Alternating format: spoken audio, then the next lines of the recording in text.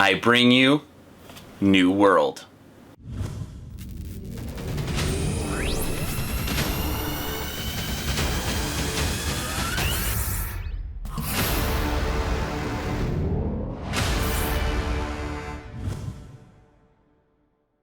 Hello everybody and welcome to Action RPG.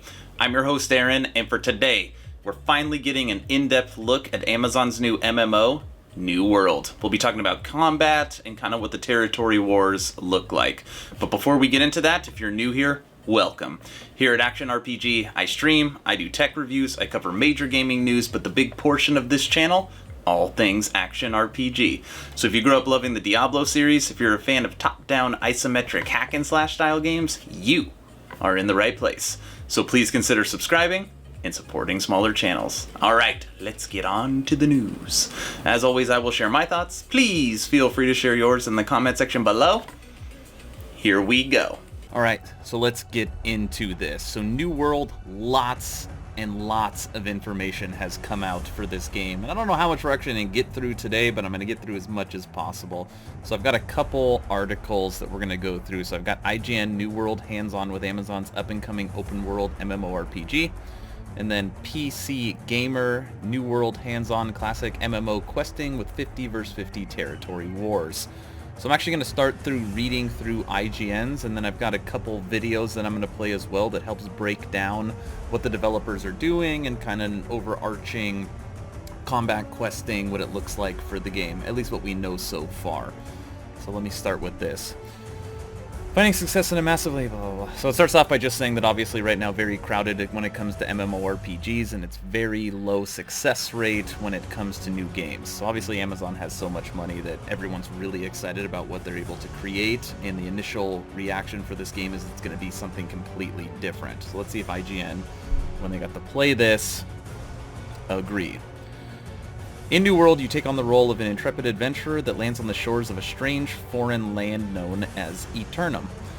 This is new continent overflowing with a magical substance called Azoth, which has the potential of unleashing immense power in anything it contacts. Sometimes that manifests as good energy, other times evil. A twisted force known as the corruption begins to take hold of Azoth, blah, blah, blah.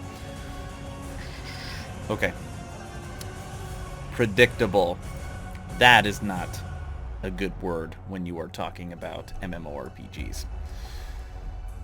My adventure in New World started in character creator. Admittedly, it felt a bit barren. Now, normally when games are starting, they don't actually have like a large character creation. Sometimes that can be added at the end of the game.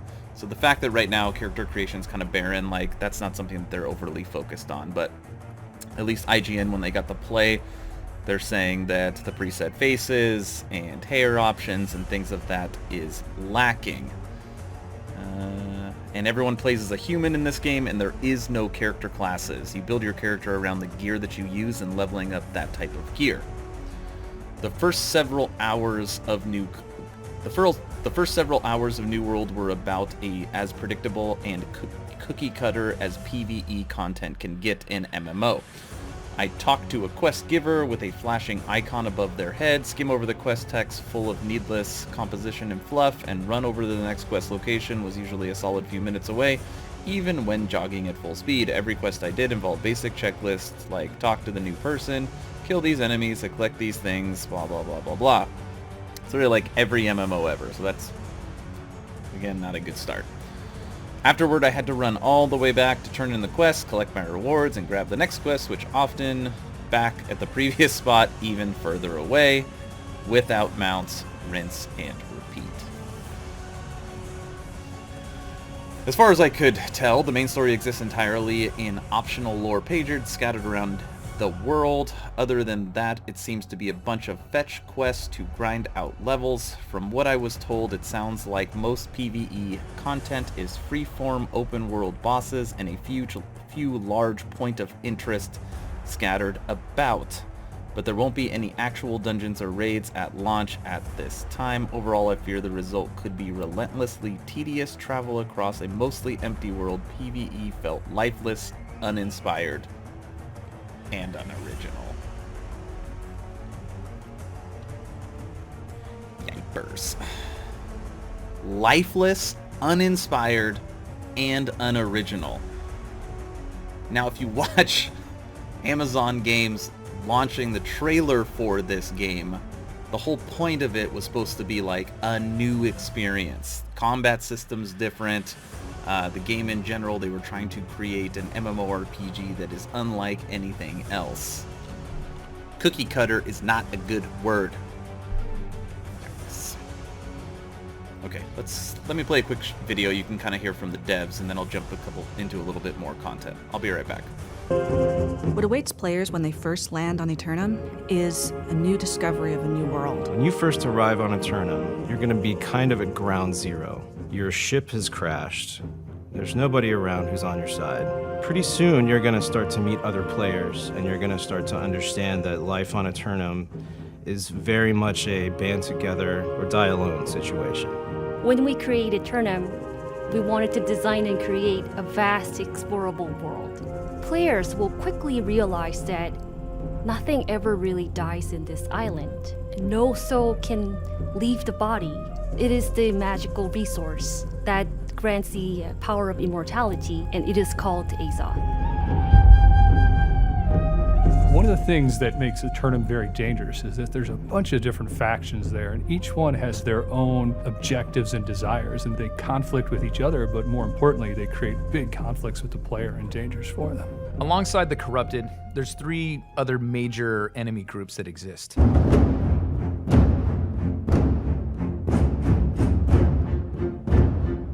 The Lost are the sort of soulless wretches of our game. They're people who have eternal life, but have it without a soul. And as you learn, that is not a pleasant fate. They're stuck in this sort of like half-death state because they've died in some horrific way, or sailors who have crash-landed on this island and sort of washed ashore here. They're the ghouls, the undead versions in our game.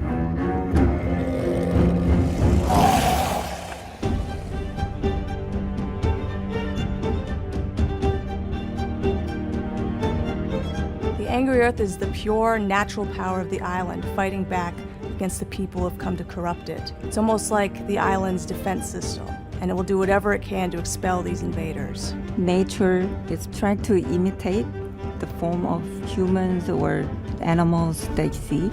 And some are like more humanoid, but there's other ones that are more of like a constructed monstrosity. They mask themselves in order to fight back from what they consider is an infection. One of the civilizations that existed on Aeternum were known as the Ancients, and they had harnessed the power of Azoth. For the Ancients, they used it to power their technologies, and you'll see tributes to their society throughout the world. Something happened to the Ancients, and no one knows quite what happened. The remains of their civilization are there, and their secrets are there for you to discover.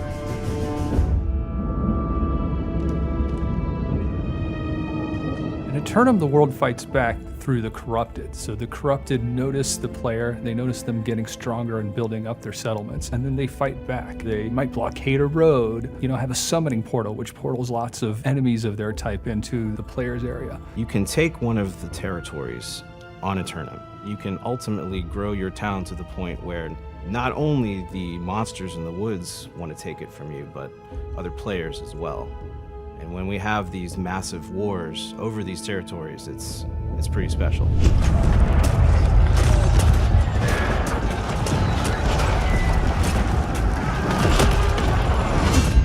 Now this right here is interesting. It was obvious to me that New World is built around PvP at its core. From the very start, it's obvious to me the New World is at its core. All of the PvE content feels engineered to teach you these base mechanics and give you lots of opportunities to get good at combat before being thrust into a massively territory control war battles. These battles are undoubtedly the main draw and main focus in New World. All of Aeternum is split into territories, each of which can be owned and controlled by a company, the New World equivalent of a guild. While controlling a territory which is comprised of several settlements or villages, the head of that company can delegate down leadership positions.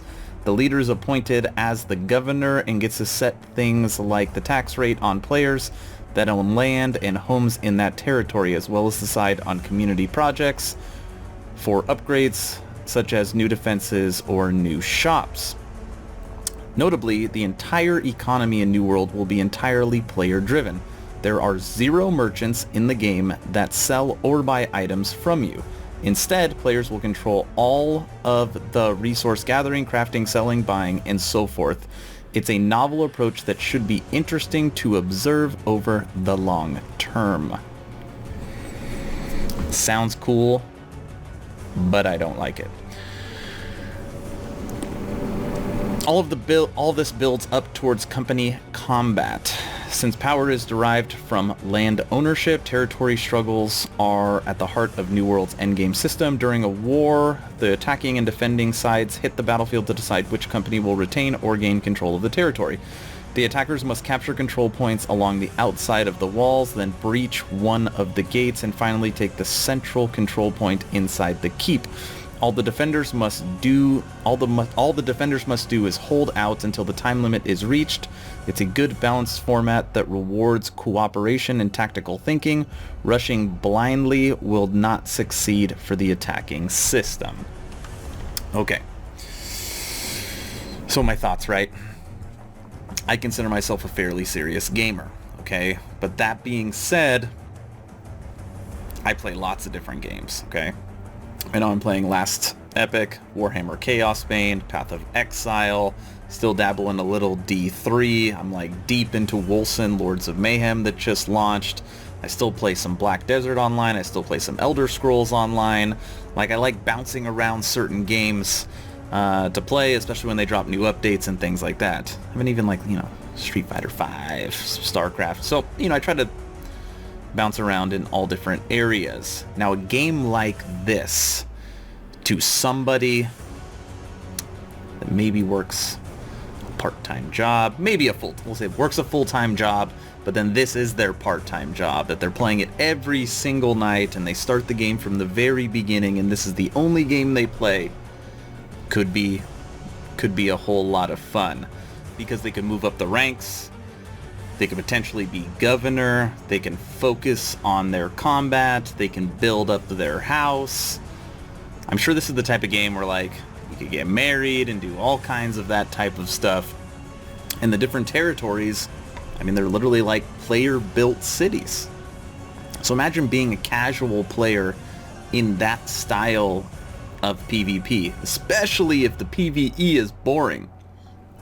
This is a totally PvP game. So it's going to require a fan base that is into it, that is dedicated to playing this game hours and hours and hours. And I think that will be really fun for those people. But a casual gamer or a player that starts late, I don't know. All right, let's see how IGN finishes up. As it stands, New World feels like it's struggling to find its identity. As a response to alpha concerns from fans, Amazon walked back many of the PvP-centric ideas to accommodate a wide range of players, but the endgame still seems to revolve around faction disputes and territories wars, which will inherently be driven by PvP combat. But ultimately, since the path to reach PvP focuses endgame is a one-way road littered with PvE content, I'm not sure how many people will stick around. Granted, I only got to try the game out in 2 relatively quick spurts, equaling less than 6 hours total, but when you combine that with the interviews and presentations packed into the same day, I feel like I've got a well-rounded idea of what this game is and aims to be, and more importantly, what the game actually is. If the PvP side of things can live up to the promises, it may convert me into a believer purely on the depth and intensity of its combat and interfaction disputes alone. But until I see more creativity from the PvE side of things or a clearer picture of what the path to endgame actually looks like, I'm not sure it can hold my interest long enough to get there. That's IGN. Whoa. Totally thought this game was going to be different. I don't think I'm going to go through the PC Gamer. I mean, I've already read through it, but I mean, it's pretty much saying the exact same thing. They talk about in here the territory battles being like the 50 versus 50 player battle being like the main draw to this game. So basically, end game in this game is it's the whole game. It's the whole game, but the path to get there is undoubtedly very, very boring. So, I I have one more video. I was considering not playing it for you, but I think it'll explain more to you what this game's all about than me just reading this as well. So I think you got a good gist. Let me play one more video, and then I'll swing back and wrap this sucker up. Enjoy.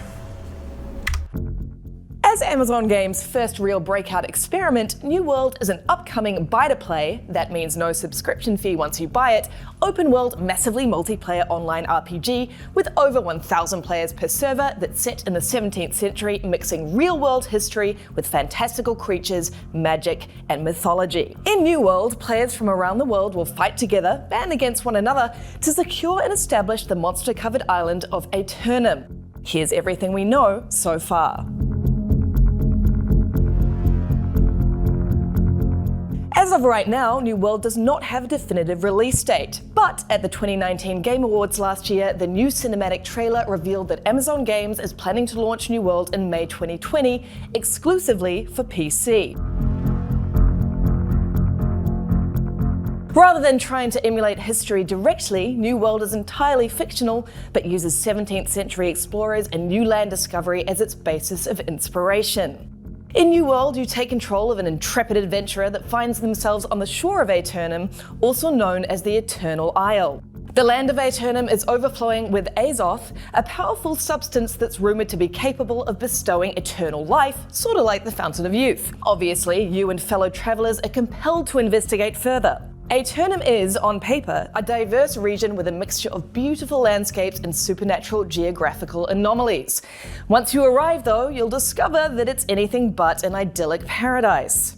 Creatures cover the island and grotesque monsters roam freely. A powerful and twisted force known as the Corruption has overtaken the land and infected everything it comes into contact with.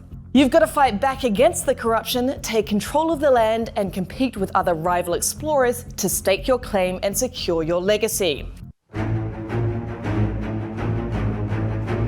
There are no classes in New World. Instead, your gear and playstyle define the type of character that you play. Players define their characters through the weapon mastery, attributes, and endless trade skill progression systems. The weapon mastery system acts as a replacement for a traditional class system. Every weapon has skill trees to upgrade. So the more you use a certain weapon, the higher level that weapon becomes and then unlocks paths along the skill tree. You'll also be able to quickly switch to different weapons on the fly. New World isn't a passive tab targeting based MMO. Instead, it uses a more fast-paced, action-focused combat system. The developers have specifically cited Dark Souls as a key influence on combat, albeit a little bit more accessible. Player characters, weapons, and everything has collisions in the game world and requires actual contact to do damage. There are still cooldowns and abilities to trigger, but it's within that simulated physical space rather than simply targeting a character. Generally, combat is split into 3 core types: melee, physical ranged like bows, and magical ranged. Skill, technique, and knowledge will be more important than sheer character level. Being higher level will not guarantee success in combat for either PvP or PvE. New World's territory system also sets the game apart. Player companies own areas within the landmass itself called territories, and these companies are in charge of everything from setting taxes to determining community projects like upgrading blacksmithing. Players that own land or homes within a territory don't get to elect leaders. Leadership is decided by the company that controls the territory. But when a war happens, players that live in a territory have the opportunity to pick a side to fight for in that war. Maybe the attacking company promises to lower tax rates. You'll get to choose where your loyalty lies. During initial closed alpha testing, PvP in New World was extremely dangerous. No matter where you went, players could attack each other and you could lose your entire inventory of gear. Since then, things have fortunately changed to move away from incentivizing P-King, which is player killing, griefing, and surprise attacking lower level players, to instead encourage consensual, competitive combat. With the current game format, the formal PvP modes are entirely opt-in experiences split between 2 major types, war and open world PvP. War is a massive 50 versus 50 player battle that begins when a company, the New World version of a guild or a clan, declares war on a territory they want to take over that's owned by a different company. From there, each company will draft a roster of 50 combatants and agree on a time. It's combat by appointment. The war happens on protected battlefields, so only those confirmed for the war can participate, which ensures a fair fight. Defenders have to protect their flag, which is at the center of the fort, while attackers try to claim it. The war only ends if the attackers break through and claim the flag or the time limit expires. Throughout the battle, both sides earn points for supplies, upgrades, gear, and other reinforcements. Outside of that mode, there is still the ability for open world PvP combat, but it's not always on by default like it was in alpha testing. Now you have to opt in and flag yourself for being open to PvP. In order to opt in this way, you'll have to be in a faction, and in order to join a faction, you must be at least level 10. When you do this, you'll be eligible for increased rewards, even while exploring and doing PvE combat. Because of this, there is no longer a criminal system, since all open world PvP is opt-in. There will not be any forced PvP only servers at launch. So even though PvP is a huge part of what makes New World what it is, PvE is just as important. It's entirely possible to play New World without ever engaging in PvP if you wanted, but trying both is the best way to get everything you can out of the game. Currently, there are no instance dungeons or raids in New World at all. Instead, PvE content is mostly in the form of questing, open world events, world bosses, and group content across the map as a whole. Another core aspect of New World is a focus on crafting and light survival mechanics that require players to gather materials, hunt, and establish territory. If you don't want to wait until launch to play New World, you do not have to. If you pre-order either the standard edition or deluxe edition of New World, you'll not only get access to all of the associated bonuses, but you'll also get to play a month early in the closed beta, which starts in April. There's no specific date for the closed beta yet, but pre-ordering will secure your spot early. For more information on New World, stay tuned to IGN for hands-on impressions and more in the coming months. I probably could have started and ended the video with that video. Thank you, IGN, for that very in-depth analysis. Alright, so that's what I got. New World. Amazon's first big budget MMORPG. So what does everybody think? Sound cool? Who's down for 50 versus 50 player, faction, guild, whatever you want to call it, battles? That part sounds fun, especially if you're going to play this game every single day and really deep dive into it. I don't know though. As of now, I gotta tell you, I'm not sold, but it is still early. So let me know your thoughts in the comment section below, and as always, thanks for watching.